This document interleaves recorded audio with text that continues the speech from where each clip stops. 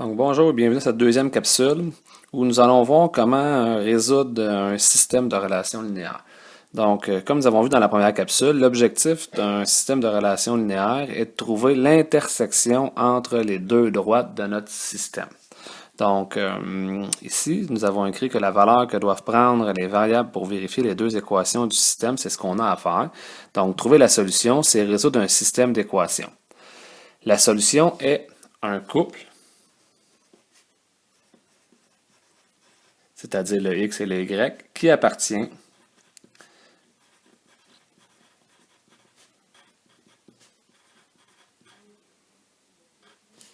aux deux fonctions.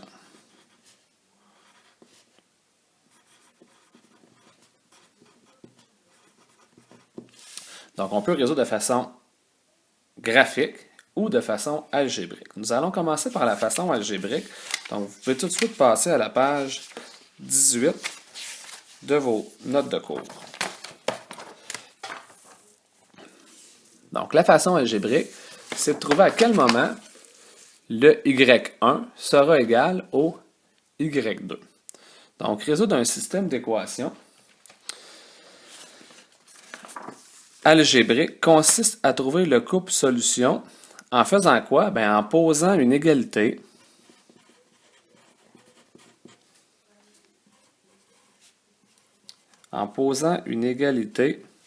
entre les deux équations.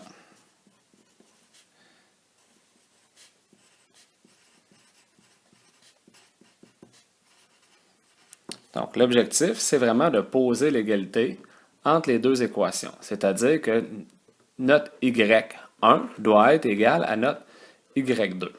Donc, ici, si on regarde ça, bien, nous avons y est égal à 4x plus 2, on pourrait l'appeler le y1, puis y est égal à x moins 4, on peut l'appeler y pour notre deuxième fonction.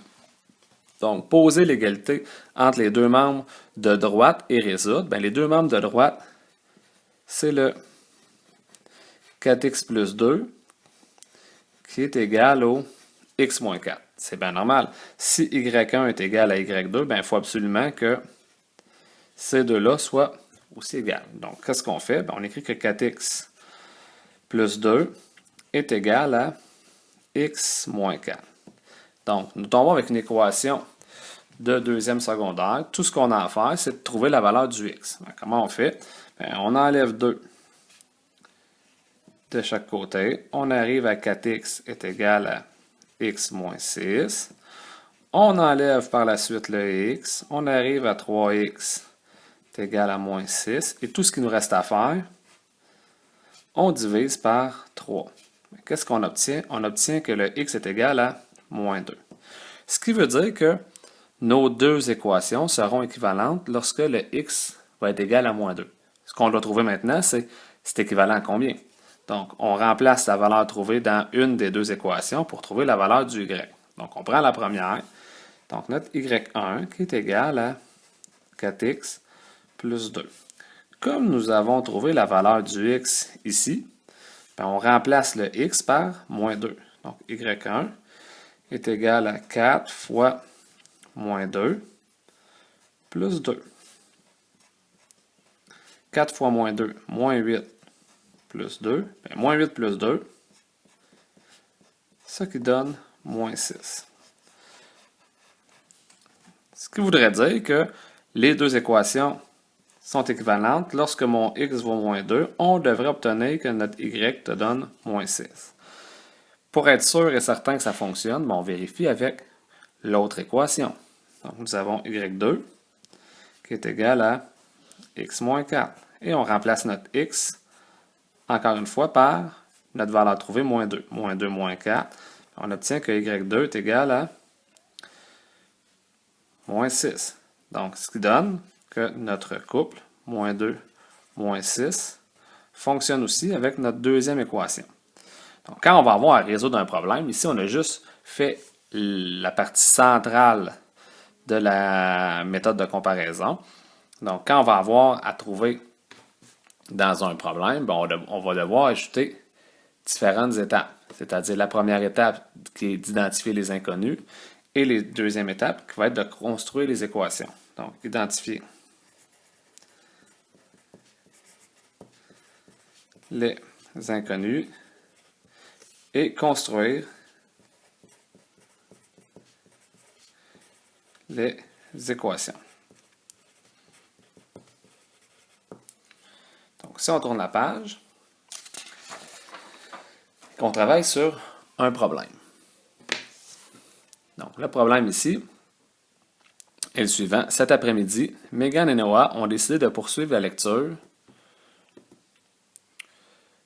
du roman qu'ils ont commencé la veille. Donc, si vous avez remarqué, j'ai passé par-dessus la page 19 et je suis tombé directement à la page 20. Donc, vous pouvez pratiquer la page 19 pour commencer. Je vais vous envoyer les réponses et ensuite faire des problèmes comme à la page 20. Donc, cet après-midi, Megan et Noah ont décidé de poursuivre la lecture du roman qu'ils ont commencé la veille. Megan reprend sa lecture à la page 12 et lit 4 pages à l'heure. Noah, lui, reprend sa lecture à la page 8 et lit 6 pages à l'heure. Après combien de temps Megan et Noah auront-ils lu le même nombre de pages? Donc, première chose, identifier les inconnus. Quels sont nos inconnus dans cette situation-là? C'est-à-dire, quel est notre X, notre Y1 et notre Y2. Donc, on n'oublie pas que dans un système d'équations, comme nous avons deux équations, nous avons deux Y. Donc, notre X, qu'est-ce qui arrive en premier? Bien là, il faut analyser la situation. Donc, Megan reprend sa lecture à la page 12 et lit 4 pages à l'heure. Donc, qu'est-ce qui arrive en premier? Bien, comme dans 95% des situations, le temps arrive en premier. Donc, ici, c'est notre temps en heure. Le Y1, ben, c'est le nombre de pages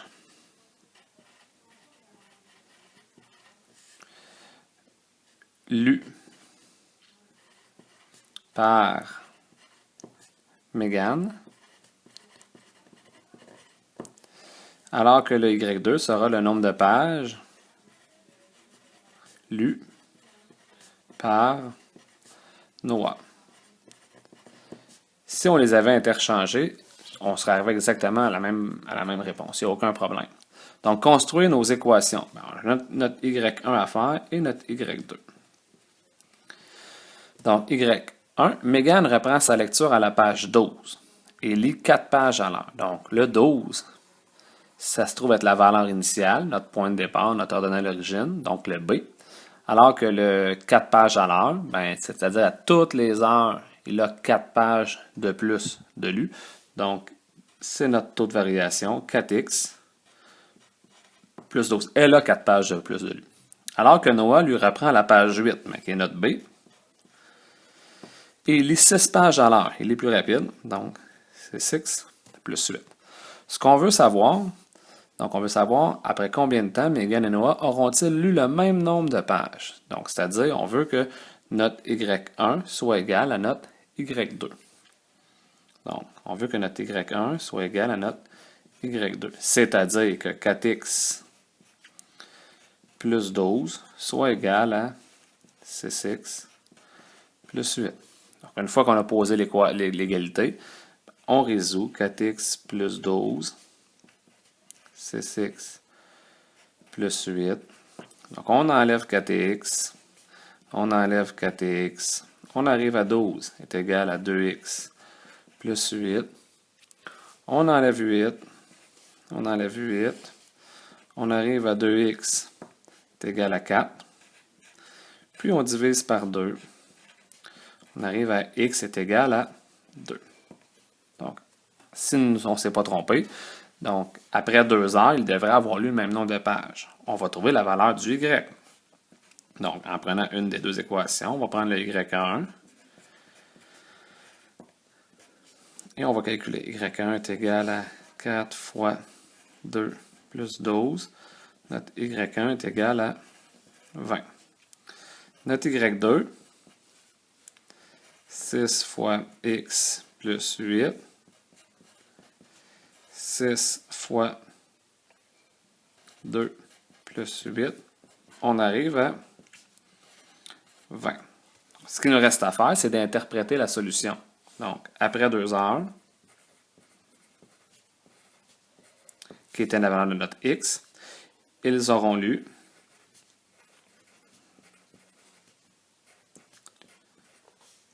20 pages.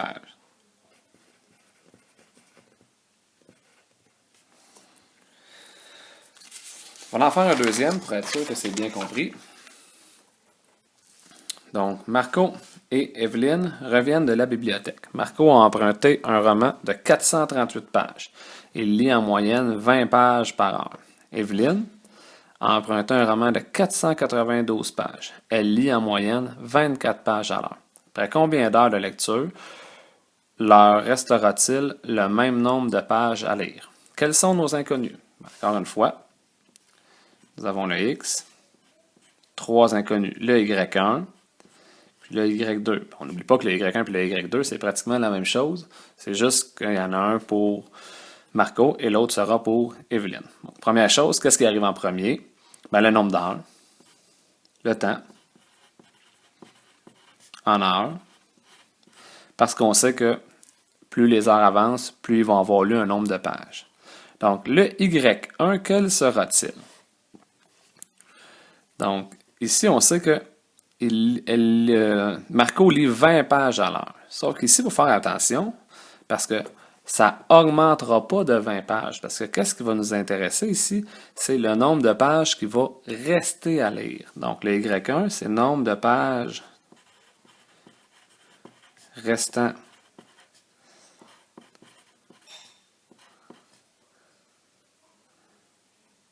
à Marco.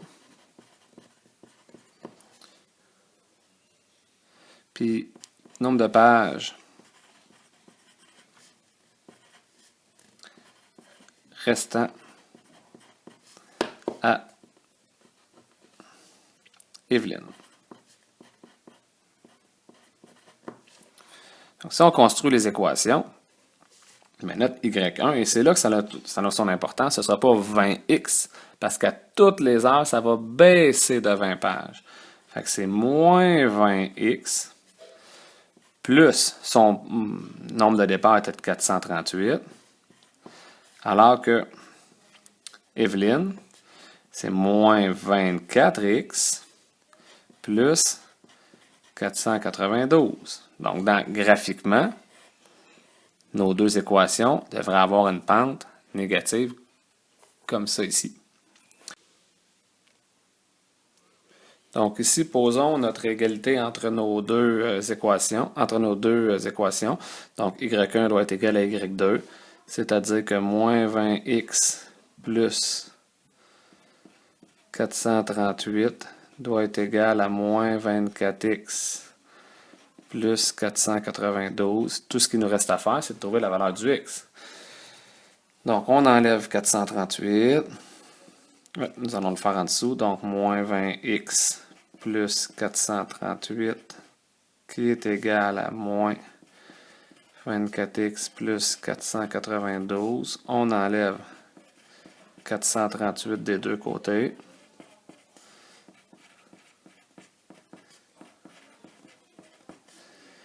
Plus 54.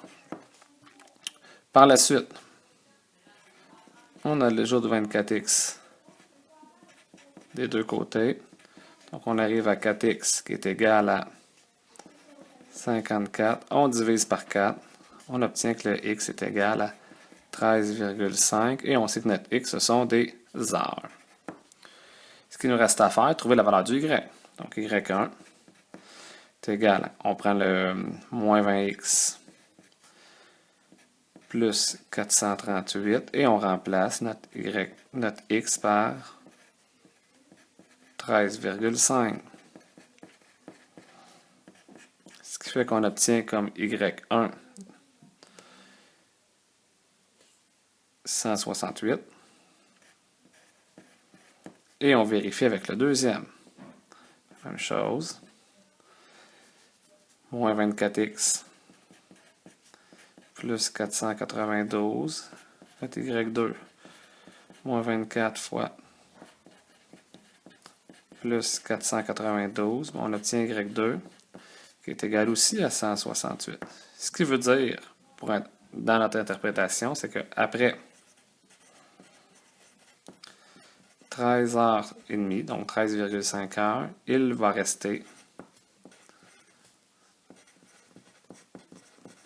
168 pages à lire. Et ça complète la deuxième vidéo.